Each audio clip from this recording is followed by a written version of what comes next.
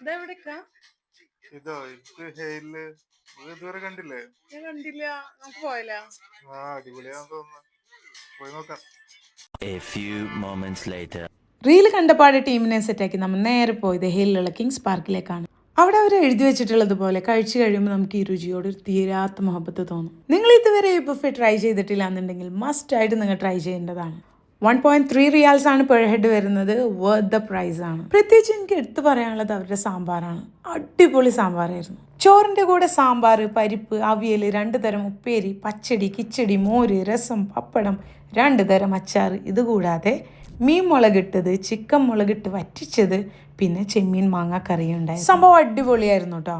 ഇവിടുത്തെ ടൈമിംഗ് വരുന്നത് 11:30 to 3 o'clock ആണ്.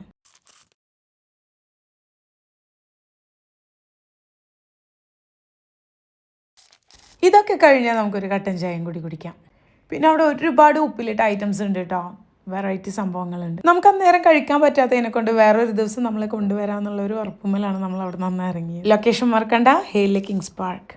മറ്റൊരു വീഡിയോയുമായി വീണ്ടും കാണാം.